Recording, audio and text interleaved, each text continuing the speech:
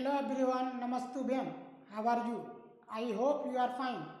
मैं गुरु विकास, ग्रेड 8 के जितने भी सारे स्टूडेंट्स हैं प्यारे बच्चों, आज हम लोग एरिया ऑफ पॉलीगन के बारे में डिस्कस करेंगे, है ना। तो आज का जो टॉपिक है वो है एरिया ऑफ पॉलीगन। तो चलिए स्टार्ट करते हैं। सबसे पहले हम लोग समझेंगे प्यारे बच्चों, पॉलीगन क्या होता है। व्हाट इज अ पॉलीगन, है ना। What is a polygon. तो प्यारे बच्चों, पॉलीगन क्या है? एक क्लोज्ड फिगर है। पॉलीगन क्या है? एक क्लोज्ड फिगर है जो कि लाइन सेगमेंट से बना है ना। ए polygon is a closed figure made up of line segment, है ना। जैसे एग्जांपल के तौर पे ले लीजिए ट्रायंगल, क्वाड्रिलेटरल, पेंटागन, हेक्सागन, ये सब क्या है? पॉलीगन है ना। जैसा कि थ्री लाइन सेगमेंट, एक लाइन सेगमेंट हम लोग ए बी ले लिए, फिर दूसरा लाइन सेगमेंट बी सी ले लिए और तीसरा लाइन सेगमेंट सी ए ले लिए। तो ये क्या है? एक क्लोज्ड फिगर है। Three line segment A B, B C और ए सी से एक क्लोज्ड फिगर बना जो कि एक ट्रायंगल का निर्माण किया, है ना। ए बी सी एक ट्रायंगल बना। ठीक इसी तरीके से एक क्वाड्रिलेटरल ये बन गया प्यारे बच्चों, ए बी सी डी, ये क्वाड्रिलेटरल बन गया, है ना। अब जैसे कि देखिए पेंटागन, पेंटागन 5 लाइन सेगमेंट से मिलकर एक पेंटागन बना, है ना। फिर हेक्सागन है प्यारे बच्चों, हेक्सागन जो है सो 6 लाइन सेगमेंट से मिलकर जो है सो हेक्सागन बना। तो इस तरीके से जो है सो लाइन सेगमेंट से क्लोज्ड फिगर जो बनेगा उस फिगर को हम लोग क्या कहेंगे, है ना। मोर देन 3 लाइन सेगमेंट से मिलकर बनेगा एक क्लोज्ड फिगर, तो इस फिगर को हम लोग पॉलीगन कहते हैं प्यारे बच्चों।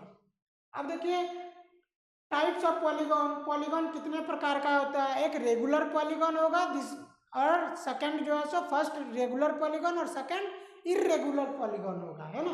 तो अभी हम लोग सबसे पहले रेगुलर पॉलीगन और इर्रेगुलर पॉलीगन के ऊपर डिस्कस करेंगे, उसके बाद फिर एरिया ऑफ अ पॉलीगन के ऊपर डिस्कस करेंगे, है ना। अब देखिए प्यारे बच्चों, यहाँ पे टाइप्स ऑफ पॉलीगन, है ना। पॉलीगन का जो टाइप है, फर्स्ट टाइप है रेगुलर पॉलीगन, है ना। रेगुलर पॉलीगन किसको कहेंगे? कि एक ऐसा पॉलीगन जिसका सारा side, all sides are equal, है ना, and all angles are equal. एक ऐसा पॉलीगन है जिसका सारा साइड्स भी इक्वल, सारा एंगल भी इक्वल है, तो उसको हम लोग क्या कहेंगे? रेगुलर पॉलीगन, है ना। जैसा कि ट्रायंगल में इक्विलैटरल ट्रायंगल जिसका कि all sides are equal and all angles are equal, तो इक्विलैटरल ट्रायंगल कैसा पॉलीगन है? रेगुलर पॉलीगन है प्यारे बच्चों। और फिर देखिए स्क्वायर, स्क्वायर भी कैसा पॉलीगन है? तो रेगुलर पॉलीगन है ना। अब देखिए हम लोग इर्रेगुलर पॉलीगन के बारे में समझेंगे। इर्रेगुलर पॉलीगन क्या होता है? कि एक ऐसा पॉलीगन जिसका all sides and all angles are different, है ना। सारा साइड्स भी जो है सो एक दूसरे के डिफरेंट होगा और एंगल भी डिफरेंट होगा, है ना। Sides and angles are not equal, नहीं होगा इक्वल, तो उसको हम लोग इर्रेगुलर पॉलीगन कहेंगे, है ना। तो आई होप आप लोगों को समझ में आ रहा होगा। और अब हम लोग एरिया ऑफ पॉलीगन के बारे में समझेंगे, इसका बेसिक आइडिया के बारे में समझेंगे प्यारे बच्चों। एरिया ऑफ पॉलीगन क्या होता है? तो कोई भी पॉलीगन जो सो जितना स्पेस कवर्ड करता है ना, लाइन सेगमेंट के इनसाइड में जितना स्पेस होता है उस स्पेस को हम लोग क्या कहते हैं? एरिया कहते हैं, है ना। यानी the area of a polygon means the space enclosed inside it, है ना। यानी कि पॉलीगन का जो लाइन सेगमेंट है, लाइन सेगमेंट से जो इनक्लोज्ड स्पेस होगा, है ना, लाइन सेगमेंट से बंद आकृति के अंदर में जो स्पेस होगा, है ना, उस स्पेस को ही हम लोग एरिया ऑफ अ पॉलीगन कहेंगे, है ना। तो यूजुअली प्यारे बच्चों हम लोग एरिया कैसे फाइंड करेंगे? फाइंड द एरिया बाय, जैसे कि बहुत सारा पॉलीगन है तो उसका एरिया कैसे करेंगे? तो सबसे पहले हम लोग क्या करेंगे? उस पॉलीगन को डिवाइड करेंगे ट्रायंगल में, है ना, या रेक्टेंगल में, है ना। ट्रायंगल या रेक्टेंगल में पॉलीगन को डिवाइड करेंगे और वहां से हम लोग एरिया फाइंड करेंगे, है ना। Then adding this area, then adding their area. और फिर जैसे कोई भी पॉलीगन है, हेक्सागन है या हेप्टागन है, कोई भी या डेकागन है ना, कोई भी पॉलीगन है उसको क्या करना है? ट्रायंगल में डिवाइड करना है और फिर उसका एरिया को ऐड कर देना है और फिर इस तरीके से पॉलीगन का एरिया हम लोग फाइंड कर सकते हैं। तो सबसे पहले एक इम्पॉर्टेंट फार्मूला है एरिया ऑफ ट्रायंगल। क्या है?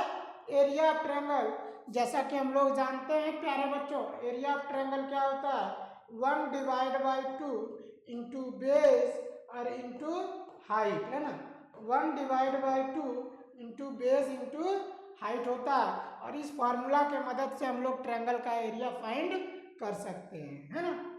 तो अब देखिए यहाँ पे ये फार्मूला हो गया, area of a triangle 1/2 into base into height. और फिर एरिया ऑफ रेक्टेंगल का एरिया कैसे फाइंड करेंगे, तो रेक्टेंगल का एरिया जो है सो होता है लेंथ इंटू ब्रीथ, है ना। क्या होता है प्यारे बच्चों, लेंथ इंटू ब्रीथ। और फिर देखिए स्क्वायर का एरिया फाइंड करने का जो फार्मूला होगा side square, side into side हो जाएगा, है ना। क्या होगा, साइड स्क्वायर। फिर नेक्स्ट फार्मूला है एरिया ऑफ पैरेललोग्राम का एरिया हम लोग कैसे फाइंड करेंगे, बेस इंटू हाइट। क्या करेंगे, बेस इंटू हाइट।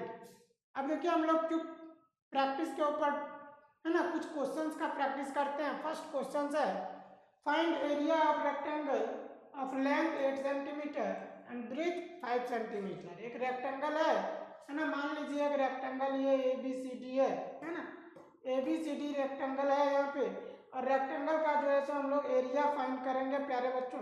तो हम लोग एरिया कैसे फाइंड करेंगे, देखिए यहाँ पे, है ना, ये एक रेक्टेंगल हो गया, और इस रेक्टेंगल का एरिया फाइंड करना है। जैसे ABCD इस रेक्टेंगल का एरिया, देखिए लेंथ यहाँ पे 8 सेंटीमीटर दिया है, और ब्रीथ जो है सो 5 सेंटीमीटर दिया है।